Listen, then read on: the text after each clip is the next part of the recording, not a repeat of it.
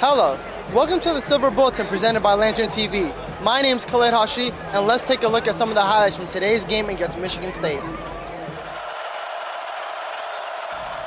Early in the first quarter, Ohio State linebacker Malik Harrison recovers a fumble by Michigan State receiver Cody White and returns it for 22 yards.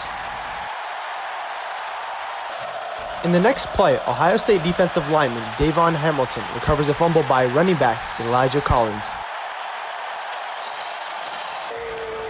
On Ohio State's first big play of the game, quarterback Justin Fields finds wide receiver Benjamin Victor for a 60-yard score to put the Buckeyes up 10-0 early in the second quarter.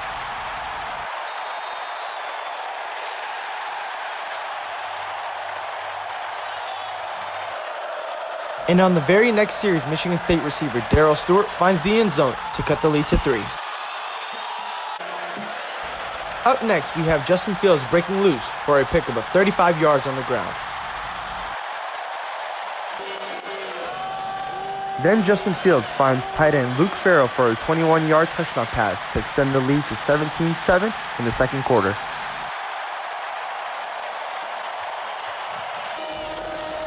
And 2 series later, running back J.K. Dobbins breaks loose for a 67-yard touchdown run to put the Buckeyes up by 14, the longest play of the night for the Buckeyes. Then Lewerke finds himself in trouble as Jayshon Cornell records a sack on the play.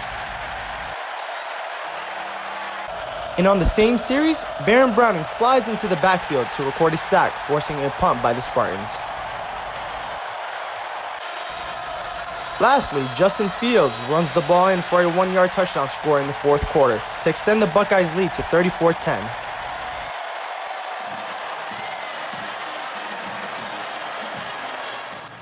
And welcome back to the Silver Bulletin. Here with me I have the editors from the Lantern, Griffin Strom and Andy Anders. Hey guys, so I just want to start off by speaking about the early struggles and the miscues that we had earlier in the game. Griffin, do you want to talk about Justin Fields and how they kind of started off slow and then picked it up? Yeah. So, Ohio State really did not look great in that first quarter. They only took that 3-0 lead. They had 2 turnovers on the first 4 Michigan State plays, and they only turned that into 3 points, even though they had the ball basically in the red zone on both of those turnovers. Right. You saw a couple wild passes by Fields. You saw a big drop by Ben Victor. And you saw the Buckeyes put up 0 rushing yards in that first quarter and only 16 total yards. Right. Andy, do you want to talk about how J.K. Dobbins and this run game, they just look like they're not slowing down? J.K. had over 170 yards today. What do you make of the run game today? Well, you can't get much more impressive than doing that kind of performance against the number 4 rush defense in America. I think one of the big things that opened up the run game early was Fields, and not even necessarily his running, like him running the ball, it's just the threat of it.